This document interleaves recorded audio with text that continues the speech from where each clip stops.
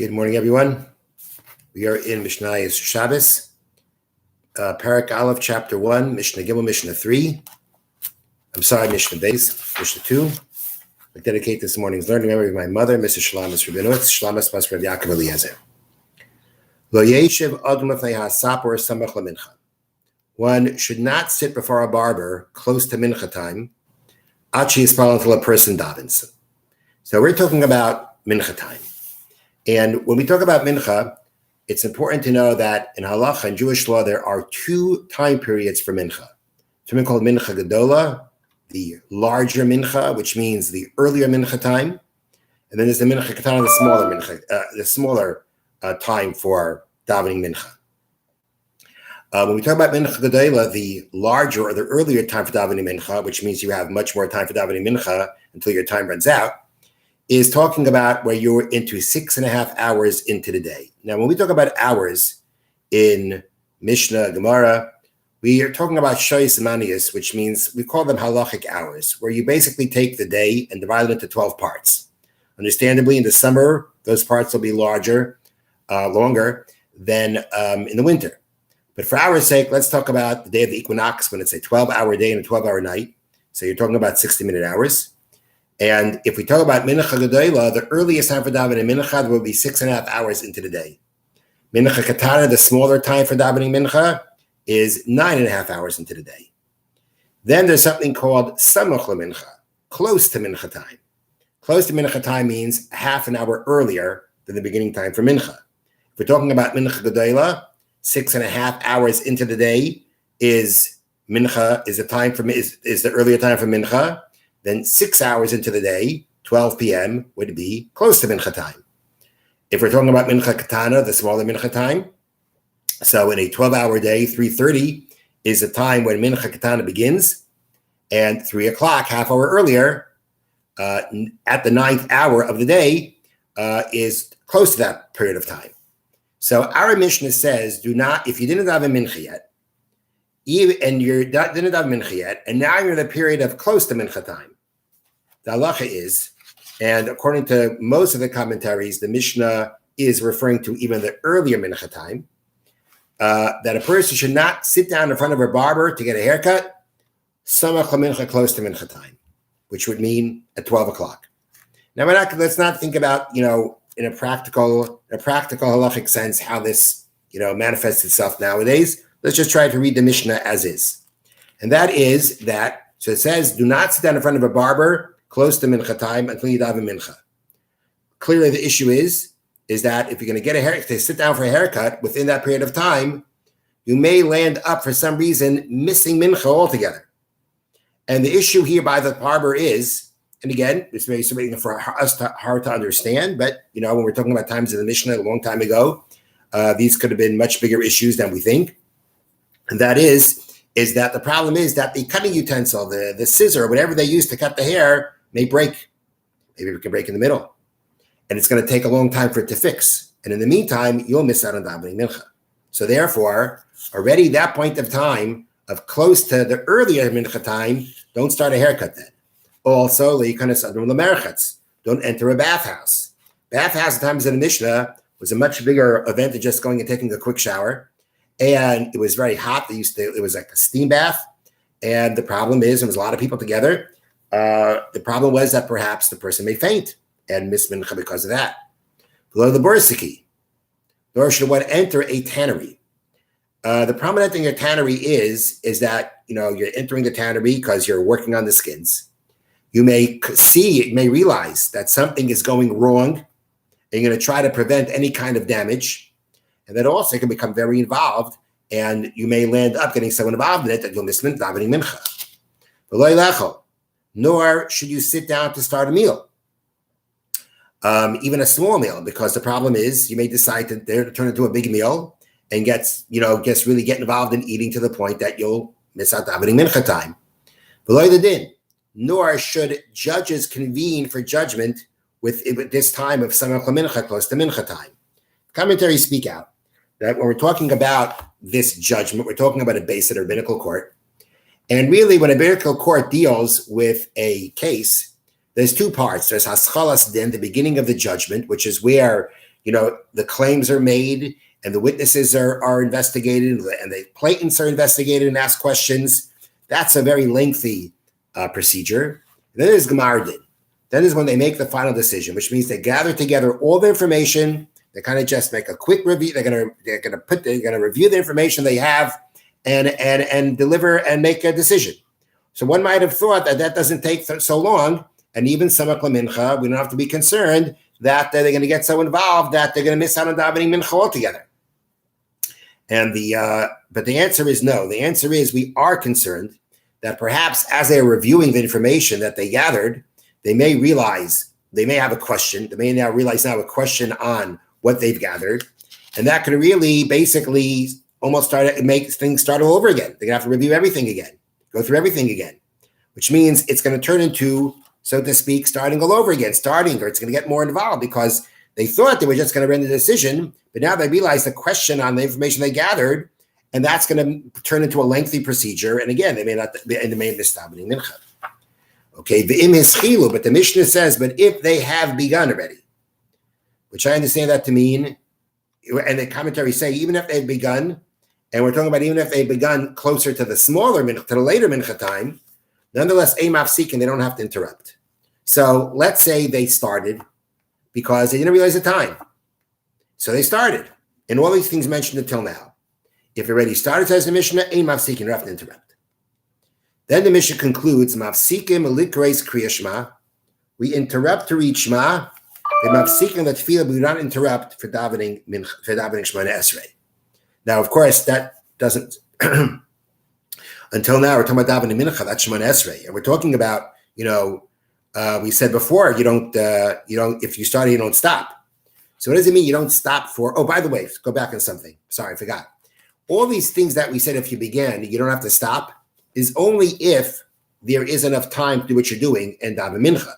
Meaning to say that we're going to be after you already started, stop because maybe you're going to continue, too long. That's not that we don't say. But there's got to be enough time to do what you're doing in davening mincha. If it's so late that you can't finish what you're doing in davening mincha at the same time, of course you interrupt in davening mincha. Now, the Mishnah says we interrupt to read Kriya Shema and we don't interrupt for the Shemona Esrei. Okay, so what is this referring to? So the commentaries say this is talking about people called chaverim, Torah scholars, but Torah scholars who dedicate their entire day from beginning to end in Torah study. They don't interrupt for anything. For those people who don't interrupt their learning Torah for anything, we say for Kriya Shema, you got to interrupt. The Torah said there's a certain amount of time to read Shema. It's a Torah obligation to read it by a certain time. There's a certain time for doing it. You have to interrupt to do it. But for these people who don't interrupt their assemblies for anything other than don't interrupt the Torah study for anything, they don't have to interrupt their Torah study for davening Shemona Esrei. Because if they are so dedicated to Torah study that they don't stop for anything, they don't have to stop for the Shemona Esrei either, because Shemona Esrei is not a Torah obligation, it's a rabbinic obligation. Kriya Shema is a Torah obligation, that there's a certain time for reading it. You got to read it.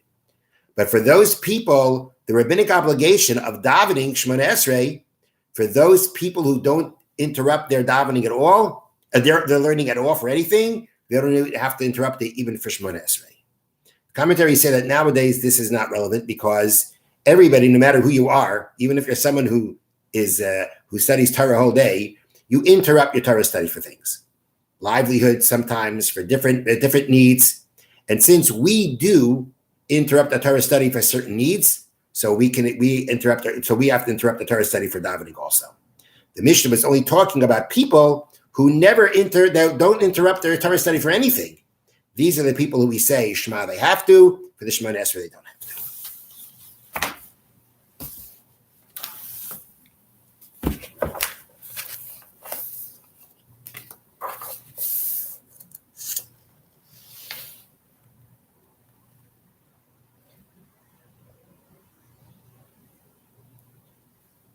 Okay, we are up to Klal Tes, chapter 9 in the Chavetz Chaim. And we're up to Sif Yud, paragraph 10. Okay, so now, there are going to be times that you could reveal.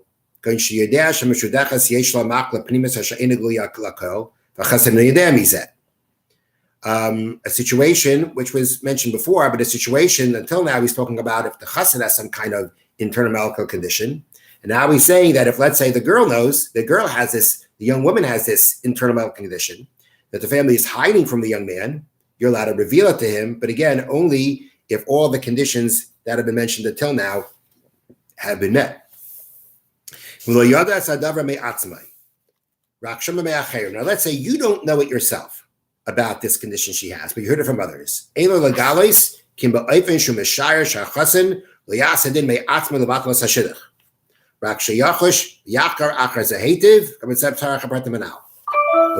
something you mentioned before. We're talking about after the shidduch was already made. So now you want to tell him about this medical condition she has. So you can only, now again, as we said before, when the shidduch's already been made, when a match has already been made, and they've made the kinyanim, they've made the agreements, they've made the real formal agreements, there are real obligations here, right? So to break it is not so simple. So if you know that by telling the chassan about this problem she has, the chassan will not then go ahead and act on his own and just break off the shidduch on his own without going through the proper means of doing so. Just that he'll take it in mind and investigate it properly. Meaning there are ways to have a right to break up the match. But just to go ahead based on what somebody told you and then break it off because of that, that's not enough. So therefore, what you need to do is take this information and investigate. So if you know by revealing to him this condition she has, he will act properly with this information that you got to tell him. Okay.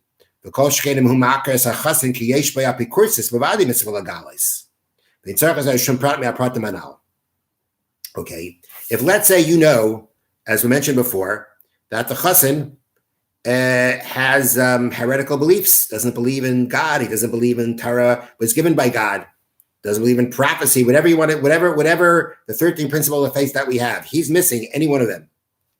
Okay, that is something, or let's say the family that the girl comes from has not been a very pure family. There have been a lot of inappropriate behaviors going on there. In the sense of marriage. So then you're allowed to tell them. If you know it, you know it. You know it. So then you can just go ahead and reveal this to them, to the people that it can be relevant to. So even if you don't know about it yourself, but you heard it from others, and again, these are people that you would trust. Actually, you're allowed to reveal it. So even if you don't know yourself, let's say again that the chassan has heretical beliefs. You heard it from others, you can reveal it to the other side. Actually, you got to make sure you say it over in a way that it's clear that you don't know that for a fact. I've heard so and this and this. Although you should not accept this as a fact, you need to investigate. Okay. So again, and I would add that, if all of a sudden somebody comes to you and says, oh, that guy, he doesn't believe in God, you're going to run over to the family and say, you got to yourself investigate a little bit more, figure out where this person's coming from before you go in and do that. But if but if you have basis to that this may be true, and the people that you're hearing it from are people you trust, so then you reveal it to whichever side it's relevant to. But you got to make it clear to them that this is not something you know for a fact. This is only something that you can keep into account and investigate based on it. And the Chavetz Chaim now concludes the B'daiti Hayel Eidez Etziurim Le'ian Uman B'Sacher Mishares Chai Gavna. There are many other illustrations I like to make regarding workers. Hiring people to work in your house, hiring people to do housework in your house. But basically, the expense of printing and the amount of time involved, I have refrained from going into further illustrations. But the rule is, one has to pay attention and stay focused on one's own ways and actions, and especially when it comes to what we say. One should not get involved in spreading information that involves, people. You need to know this piece of information on your own with clarity. And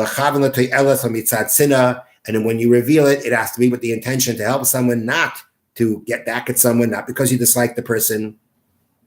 And to figure out and to kind of look ahead at what will be the ramifications of what you say. That it doesn't be taken and used outside of the parameters of halacha, of Jewish law. If you do that, then I pray that Hashem will be at your side to make sure you do not get trapped in the traps of the evil inclination.